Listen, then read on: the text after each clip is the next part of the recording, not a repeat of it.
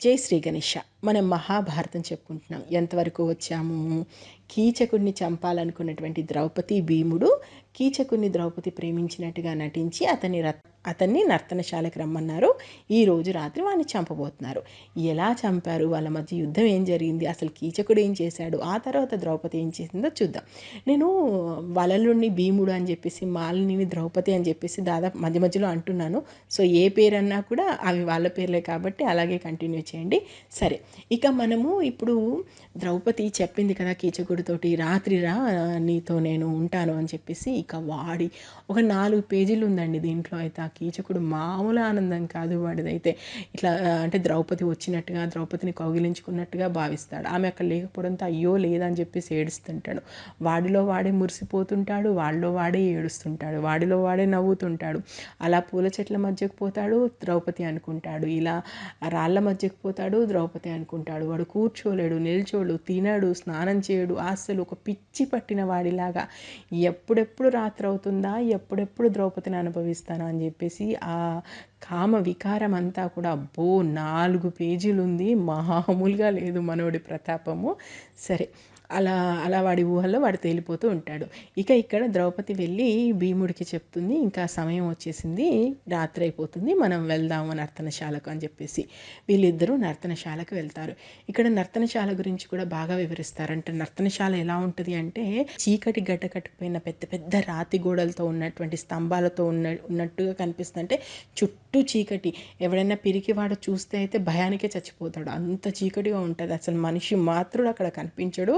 అది చూడగానే భీముడు అనుకుంటాడు, సరైనటువంటి స్థలమే ద్రౌపది ఎంచుకుంది అని చెప్పేసి చక్కగా ద్రౌపది చేయి పట్టుకొని ఆమెను అలా ముందుకు తీసుకెళ్ళి అక్కడ ఉత్తర పడుకునేటువంటి మంచం ఉంటుంది. ఆ మంచానికి కొంచెం పక్కగా ఆమెను కూర్చోబెట్టి తను వచ్చేసి మంచం మీద కూర్చుంటాడు. ఇక అక్కడ కీచకుడు వాడి ఊహాలోకంలో వాడు ఉన్నాడు కదా, వచ్చేస్తాడు. అసలు ఇప్పుడు కనుక ఈమె రాకపోవాలి, దీన్ని ఈరోజు అనుభవించి తీరుతాను నేను. ఒకవేళ ఇక్కడికి వచ్చిందా మంచిది, లేదంటే మాత్రం బలాత్కారమైనా చేస్తాను, రాకపోతే దాని సంగతి చెప్తాను. అసలు వస్తే తనతో ఎంత ఆనందంగా ఉండాలి, తనకి ఏ కానుకలు ఇవ్వాలి, ఇలాంటి ఆలోచనలు చేసుకుంటూ మొత్తానికి నర్తనశాలలోకి ఎంటర్ అవుతాడు. నర్తనశాలలో మంచం మీద ఒక ఆకారం కనిపించగానే ఆహా, అయ్యో పాపం, నేను సైరేంద్రని ఎంత తిట్టుకున్నాను, నాకంటే నన్ను ఎక్కువగా ప్రేమించినట్టుంది, లేకపోతే నాకంటే ముందు వచ్చి ఎలా కూర్చుంటుంది, అయ్యయ్యో అనవసరంగా తప్పుగా అనుకున్నాను, ఇక నుంచి ఈమెను నేను దేవతలాగా చూసుకుంటాను, నేను ఆరాధిస్తాను అని చెప్పేసి మనసులో అనుకుంటూ వెళ్ళి అలా ద్రౌపది పక్కన కూర్చుంటాడు. కూర్చోగానే భీముడు కూడా, అంటే ద్రౌపది పక్కన అంటే వల్లుడి పక్కన కూర్చుంటాడు. కూర్చోగానే వల్లుడు కూడా అంటే భీముడు కూడా ఏమనుకుంటాడంటే, ఆహా కాసేపు సరదా చేద్దాం, అసలు వీడేం మాట్లాడతాడో చూద్దాం అనుకుంటాడు. ఇక కీచకుడు ఇక్కడ చెప్తాడు కదా, వాడి గొప్పలు వాడు, నా అంతటి వాడు లేడు, నన్ను చూసి ఎలాంటి ఆడదైనా సరే నా పక్కకు రావాల్సిందే, ఒక్కసారి నాతో సాంగత్యం పొందిందంటే అసలు నన్ను వదిలిపెట్టదు, ఈ రోజు తర్వాత నువ్వే అంటావు, నువ్వే కావాలని చెప్పేసి నా వెంట పడతావు, నేను అంత సంతోష పెడతాను, నాకంటే సుఖపురుషుడు లేడబ్బా. ఇలాంటి 100 మాటలు మాట్లాడుతుంటాడు. ఆ మాటలకి ఎక్కడ లేని కంపరం వచ్చేస్తుంటుంది భీముడికి. అయినా కూడా ఇలా ఓర్చుకొని ఇలా అంటాడు, ఓహో నీ శరీరం గురించి నువ్వు అంత గొప్పగా చెప్పుకుంటున్నావు, ఒక్కసారి నా శరీరాన్ని నువ్వు తాకి చూడు, ఒక్కసారి నన్ను ముట్టుకో, నన్ను ఆలింగనం చేసుకో, నన్ను ముట్టుకున్న తర్వాత మరొక స్త్రీ వైపు నువ్వు చూస్తావా, అసలు నీకు ఈ జన్మనే మర్చిపోతావు, అలా ఉంటుంది నాతోటి అని చెప్పేసి భీముడు మాట్లాడుతూ ఉంటాడు. ఇక దానికి మురిసిపోయి ఒక్కసారిగా కీచకుడు భీముడిని పట్టుకుంటాడు. పట్టుకోగానే ఒక్కసారి గట్టిగా పైకి లేసేస్తాడు. ఇక్కడ భీముడికి ఏంటంటే ఎక్కడ చప్పుడు కాకుండా చేయాలి, చప్పుడైతే ఏదైనా ప్రమాదం జరగవచ్చు కాబట్టి గట్టిగా అరవడం, గట్టిగా అనడం ఏది చేయడు. కేవలము గట్టిగా అలా ఒక్కసారిగా ఇలా నిట్టూర్చి ఇలా వదుల్చుకొని పైకి లేస్తాడు.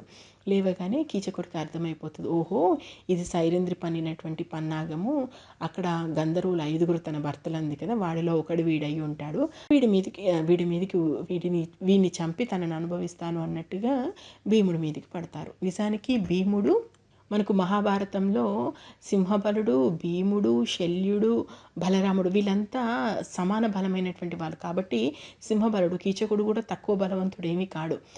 వెంటనే భీముడు మీద పడేసరికి ఇక ఇద్దరు కొట్టుకుంటారు చూడాలి. ఇక్కడ భీముడేమో ఎక్కడా శబ్దం రాకుండా కొడుతుంటాడు, సింహబలుడేమో ఇష్టం వచ్చినట్టుగా కొడుతుంటారు. అసలు రోషంతో ఊగిపోతూ ఇద్దరు భయంకరంగా కొట్లాడుకుంటూ ఉంటారు. ఇద్దరు ఇలా కుస్తీ పట్టు కట్టి బాహాబాహి చేసుకుంటూ, అంటే మల్లు యుద్ధం చేస్తుంటారు. దెబ్బకు దెబ్బ, పోటుకు పోటు, తోపుకు తోపు, ఒకరిని మించిన బలం ఒకరు చూపిస్తుంటారు. అలా పోట్లాడుతూనే ఉంటారు. ద్రౌపదికి ఏమో ఒకవైపున చాలా టెన్షన్ అవుతుంటుంది. ఎందుకంటే ఎక్కడ తెల్లారిపోతే విషయం బయటపడుతుందో అని చెప్పేసి వీళ్ళేమో అసలు గంటల తరబడి కొట్లాడుతూ ఉంటారు. అలా కొట్లాడి చివరికి ఒక సమయం వచ్చేసరికి సింహబలుడి బలం పూర్తిగా క్షీణిస్తూ వస్తుంది, భీముడి బలం అంతకంతకు హెచ్చుతూ వస్తుంది. ఎందుకంటే ద్రౌపదిని కాలితో తంతావారా, నీ అంతు చూస్తాను అనేటువంటి పగ ప్రతీకారంతో ఉంటాడు కాబట్టి భీముడు అస్సలు అలసిపోడు. అలా కాసేపు కొట్టుకున్న తర్వాత ఇంకా సింహబలుడు చిక్కుతాడు. సింహబలుడిని గట్టిగా నేలకేసి కొట్టి భుజం మీద కూర్చుంటాడు. అయితే భుజం మీద కూర్చున్న తర్వాత, అంటే నడుము మీద కూర్చున్న తర్వాత భీముడికి ఏమనిపిస్తుంది అంటే, ఒక ఆడదాన్ని కాలితో తన్నినటువంటి వీడు మామూలు చావకూడదు, వీడిని చిత్రవద చేసి చంపుతాను అని చెప్పేసి కడుపు లోపటికి తలను, 2 చేతులను, 2 కాళ్ళను పెడతాడు. అంటే ఒక బంతి, అంటే ఒక మాంసపు ముద్ద అయితే ఎలా చేస్తారో అంత దారుణంగా ఒక ముద్ద చేసి పెడతాడు.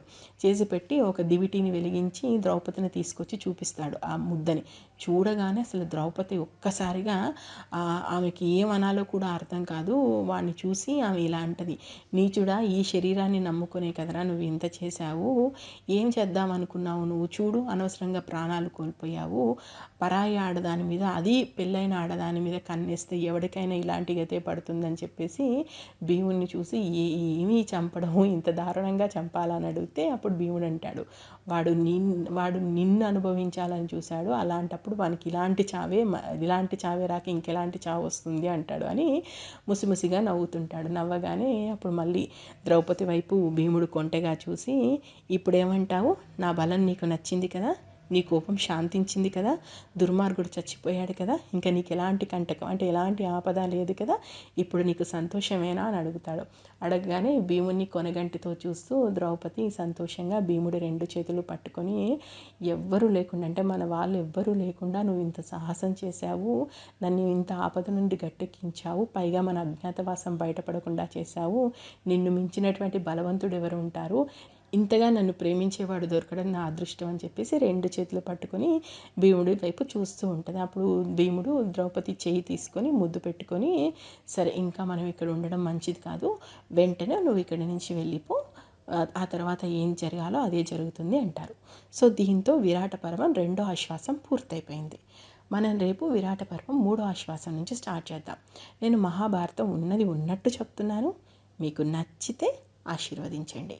ఇప్పటి వరకు మహాభారతంలో ఏం జరిగిందో తెలుసుకోవాలంటే మన ఛానల్లోకి వెళ్ళండి, ప్లేలిస్ట్లో మహాభారతం ప్లేలిస్ట్ ఉంది, చూడొచ్చు. Thank you. జై హింద్.